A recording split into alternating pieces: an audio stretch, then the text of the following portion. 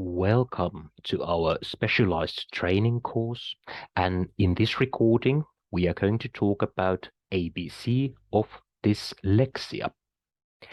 In this presentation, after a short warm-up, we're going to discuss the symptoms of dyslexia, a few words about co-occurring difficulties, and after our sum up, you will have quite a good understanding about the basic features of dyslexia. To warm up, let's reflect on the following questions. Number one, what is dyslexia called in your mother tongue? Can you already name some basic features of dyslexia? Number three, which areas of life could be more difficult for a dyslexic person? How could you recognize features of dyslexia in your work with students? And number five, with strengths and talents could dyslexic people carry with them? Stop the recording for a couple of minutes and write short reflections to these questions. When you have written down your thoughts, you can then start the recording again. And please save your notes. We will come back to this later on.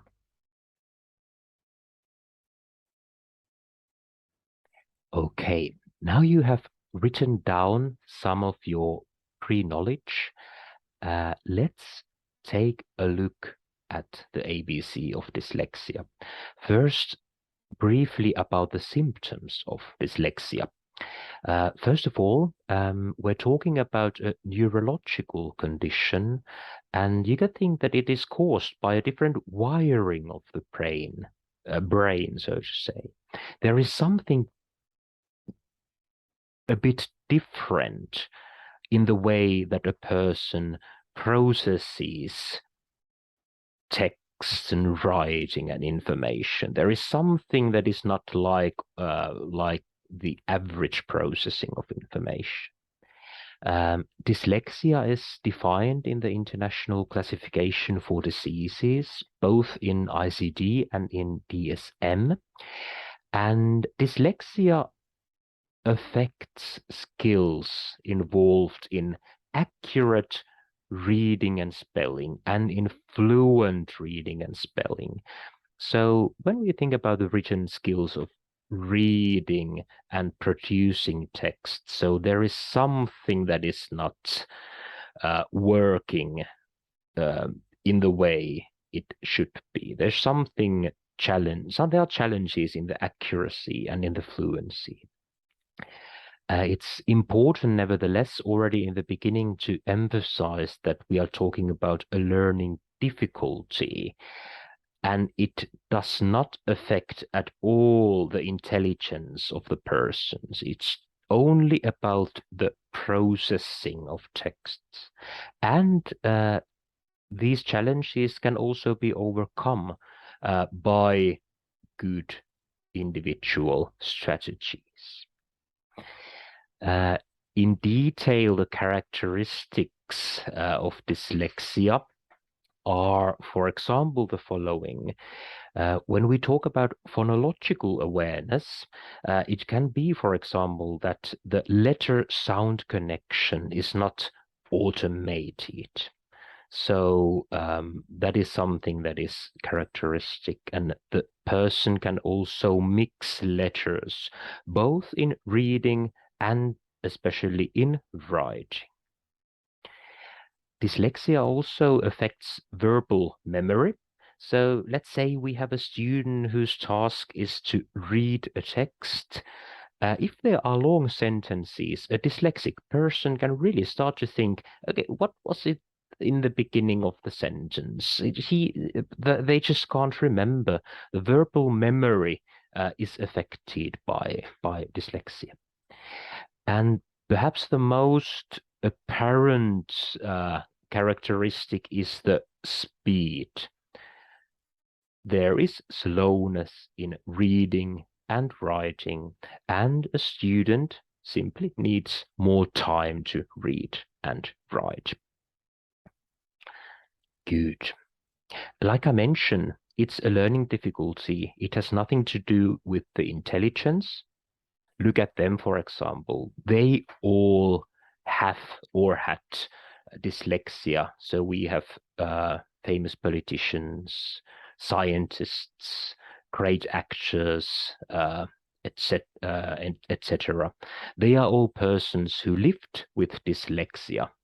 That's quite interesting, isn't it? And actually, when we think about what dyslexia is all about, it's actually approximately 10% of the population is believed to be dyslexic. So if we would really start to research and test each and every one of our population, so even this many would be found dyslexic. So it's not that unusual at all. Naturally, many dyslexic people also remain undiagnosed. In the student context, it's important to be aware of the fact that with the right support, the strengths and talents of dyslexic students can really shine. The dyslexic students are often they process things in a bit different way. It might be challenging with texts, but when it comes to reasoning, they might come up with a very creative solutions, or they might be very talented when it comes to visual presentations. It is often so that dyslexic student might be very good when it comes to thinking outside of the box, for example. We're talking about the neurological difference, and as each person is unique, so is everyone's dyslexia.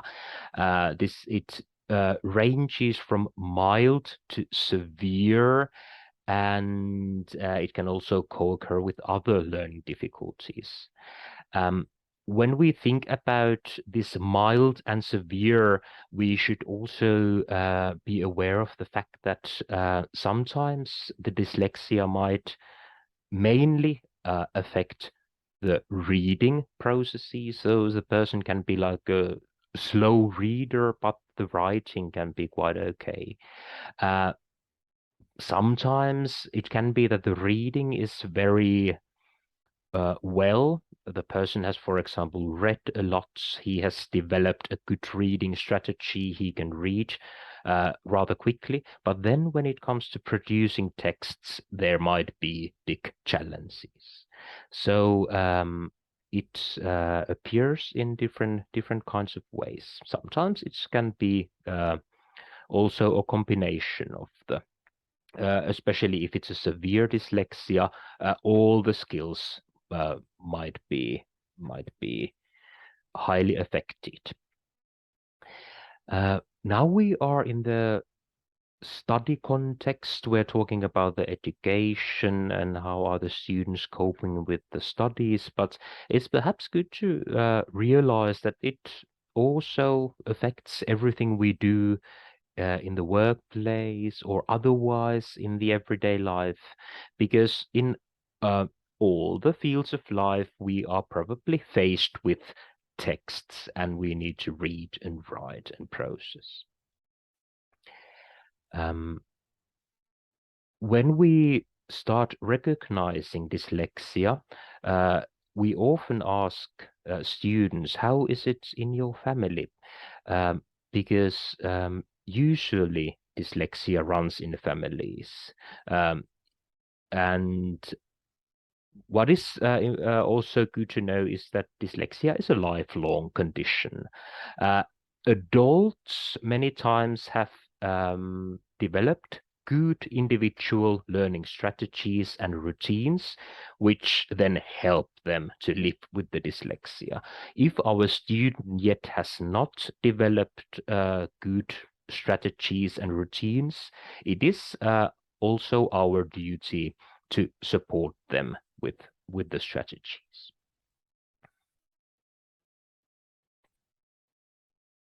Now we have talked about the features of dyslexia, but how does it actually feel to be dyslexic? You can pause the recording again for a couple of minutes and try to read the text below. When you read, just think a bit which feelings arise when you try to understand the text, and how would you describe the reading process compared to your regular reading experience? Here is the text. Pause the recording for 1 or 2 minutes and try to read the text. When you have finished reading, please continue. So, how did you feel when you were reading the text? Or how does it feel in general to be dyslexic? In everyday life, and if we think about the studies, for example, these phonological awareness, verbal memory, and verbal processing speed means, for example, the following things for an individual. The student has the feeling that, oh dear, I read very slowly, clearly slower than the others. If I need to read a text in a classroom, I see that the other people have finished, but I'm not even halfway through the text. The feeling of slowliness is very common. A student also feels that one has to read the text many times if I really want to understand what is said in the text. So over and over again, especially if the text is complicated. And this naturally leads to a feeling of frustration. Sometimes this person is also totally overwhelmed and perhaps even can't manage the longer texts until the end. And what is also typical is that even if I try, I can't understand what is said in a text. Or, for example, in an instruction. So, for example, in a written exam, a dyslexic student might not be able to understand the instruction, even if they try. This is a good point when, if you have time, you can reflect on your own work routines, your work with the students, and think about, can you already now recognize which concrete situations could be difficult for a dyslexic student? Or is there perhaps even some small improvements you can make to your work processes to make the student feel a bit easier from this point of view? A few words about co-occurring difficulties. Dyslexia, like mentioned, it is a neurological condition. And what this especially affects, or what is the most typical thing that comes with the dyslexia, is that languages and language learning is more challenging than on the average. Also, there might be challenges with the motor coordination, perhaps also with finding directions, finding your right way in a new place. Also, mental calculation, making calculations in your head is many times challenging. Sometimes we even can talk about a so-called dyscalculia, a dyslexia, when it comes to mathematics. Also, concentration and personal organizational skills can be a challenge for a dyslexic student. These are not by themselves markers of dyslexia, but they belong to the world of neurodiversity and are closely related to the processes which are also play a part in dyslexia. If you want to do some further reading about neurodiversity and specific learning difficulties, you can, for example, check out this website of the British Dyslexia Association.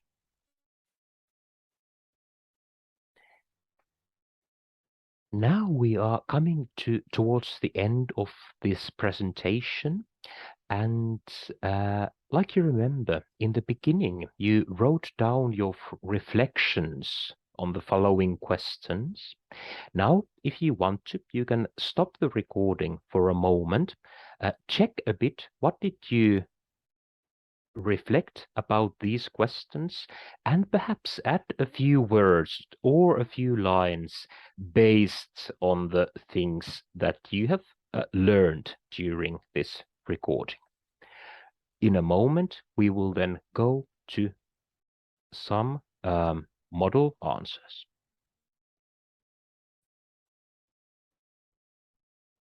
The first question was that what is dyslexia called in your mother tongue? Well, it is rather similar in many European languages. Here are the words in some European languages. What is perhaps interesting to know is that the word dyslexia comes from Greek. The prefix dys means hard or bad or difficult, and the word lexis is speech or word. So difficult words or hard speech, something like that. The basic features of dyslexia, by now we know that slowness is the very basic feature. There are also problems with accuracy and fluency, but what is important to remember is that it varies a lot between individuals, and it varies from mild to severe. And what perhaps wasn't mentioned so clearly earlier is that naturally, if a person has lived with dyslexia for the whole life, it also can have side effects on motivation when it comes to reading or learning. And if the person hasn't received adequate support, it can also have affected the self-esteem. Then, which areas of life could be more difficult for a dyslexic person? Well, education, work, and everyday life. Everything where you process texts, where you read and write. So that's in the modern world, it's quite about everywhere. The severity of dyslexia influences a lot, of course, and also the level of awareness is important, and the strategies are important. If we recognize dyslexia, the student can receive support, and that helps a lot.